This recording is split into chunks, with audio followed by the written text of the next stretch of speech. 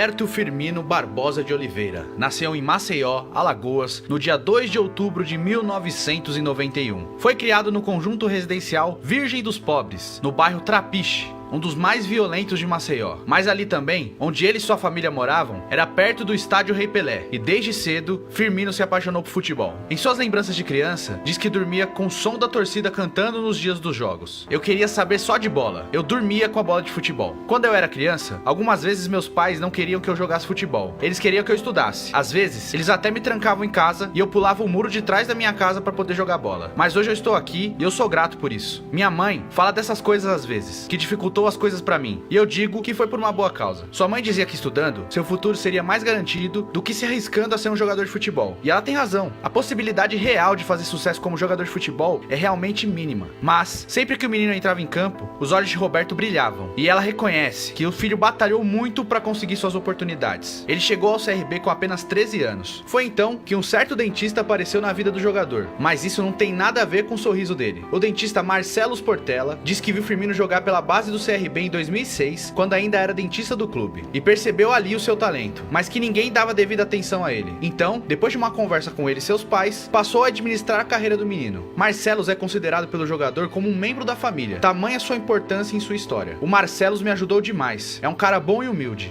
ele é meu amigo. Até os 16 anos, Firmino defendeu o CRB, jogando como volante, mas já demonstrava enorme talento no futebol. Então, Marcelos conseguiu uma chance no São Paulo Futebol Clube, mas acabou sendo recusado pelo clube. O Roberto foi muito mal avaliado no São Paulo, praticamente não treinou com bola e foi dispensado. Como ele estava com um garoto em São Paulo, Marcelos e o ex-jogador Bilu, que tinha conseguido o teste para Roberto no São Paulo, decidiram entrar em contato com Abelha, que era coordenador da base do time do Figueirense. Uma semana depois, o menino fez um teste no clube catarinense e foi aprovado. Naquele momento, o garoto precisou tomar uma importante decisão. O ex-jogador Bilu diz que falam sempre da origem de Firmino no CRB, mas pondera: o Firmino não ganhava nem vale transporte no CRB. Agora é muito bom lembrar da sua origem, mas ele saiu de lá sem nada. Em entrevista ao Daily Telegraph, Firmino falou de sua ida pro Figueirense. Foi muito difícil deixar minha família em Maceió e ir pro sul. Minha mãe chorava todos os dias. Assim que deixei o CRB e fui pro Figueirense, eu fiquei longe da minha família por um ano. Hoje, isso é simples, mas imagina isso para um garoto de 16 anos. É muito difícil. Ele chegou ao Figueira na metade final de 2008 para fazer testes. O técnico da equipe sub-17, Emerson Moreira, ficou impressionado com o talento do jogador. Já no primeiro treino, ele fez 2 gols de bicicleta em meia hora. Foi impressionante. Era para ser só um período de testes, mas eu não precisei de mais do que 30 minutos para querer ele no meu time. Como o Firmino era muito tímido,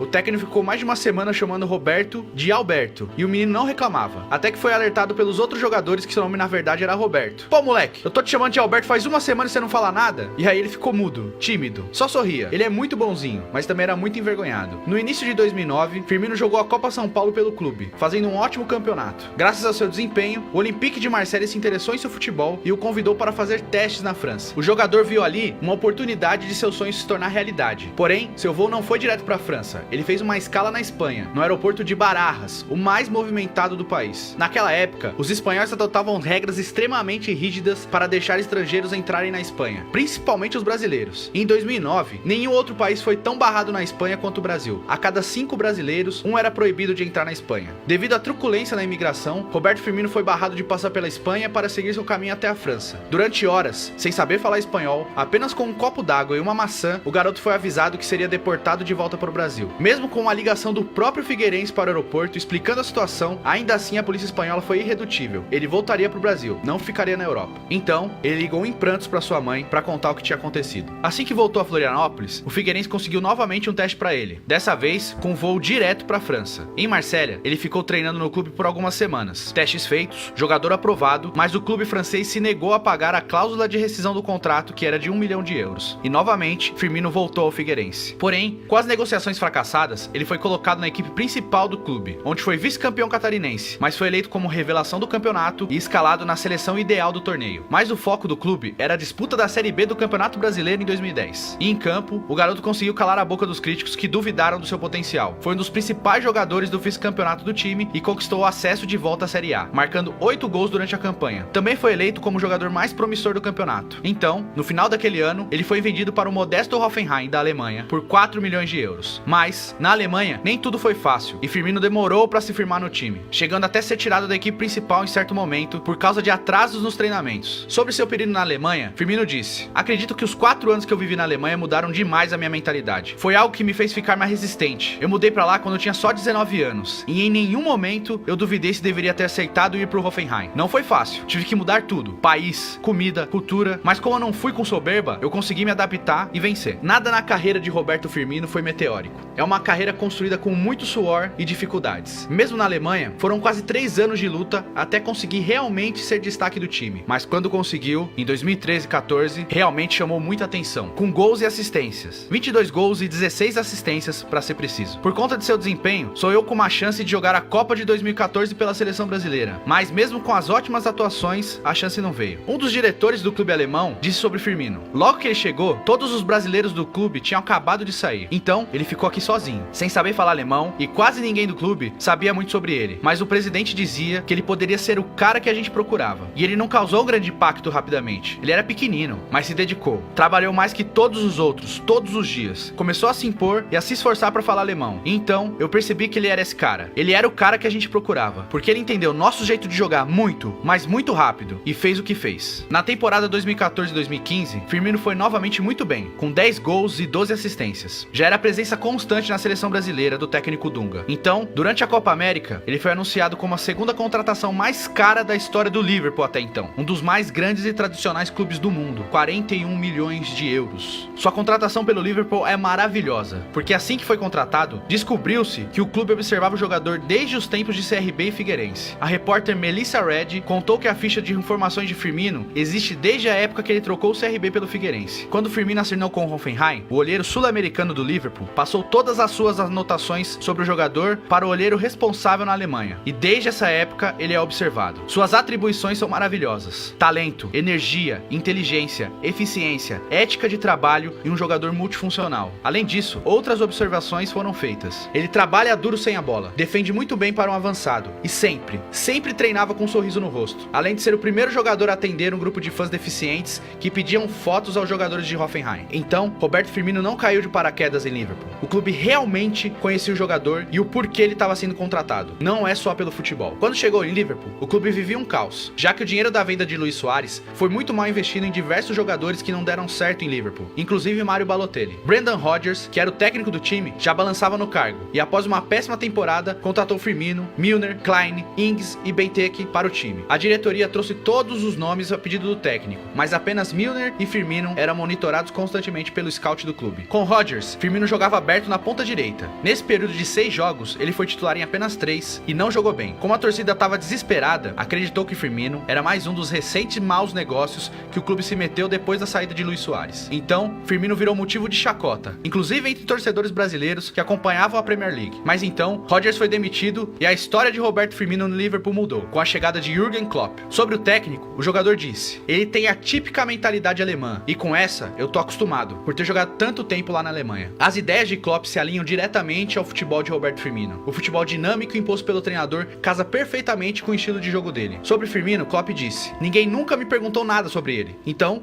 eu nunca disse nada, mas sempre achei ele um dos principais jogadores da Bundesliga. Então, quando ele veio pro Liverpool, eu pensei: caramba, agora eles mandaram muito bem. E então, eu fui contratado pelo Liverpool. E eu estava muito ansioso para trabalhar com o Roberto, porque ele pode jogar em qualquer posição, da parte do meio ofensivo ao ataque, com a mesma qualidade. Ele é um jogador diferenciado, ele é a nossa conexão, ele é um finalizador, um lutador e um defensor. Sim, ele é o nosso primeiro defensor. As coisas em que ele é bom são muito importantes pra gente. Após uma temporada incrível pelo Liverpool, Firmino chegou à Copa do Mundo de 2018 com grandes expectativas, principalmente do torcedor brasileiro, torcendo para que ele fosse titular durante o Mundial. Mesmo preterido por Gabriel Jesus, Firmino foi um dos nomes mais exaltados pela torcida durante e após o Mundial, um dos poucos que realmente saíam em alta após a eliminação do Brasil na Copa. A nós, torcida, ficamos com a realidade que Roberto Firmino virou no futebol, um jogador diferenciado, de grande potencial e com muito a oferecer. Já o Roberto, a torcida para que ele nunca perca sua essência, sempre com um sorriso no rosto.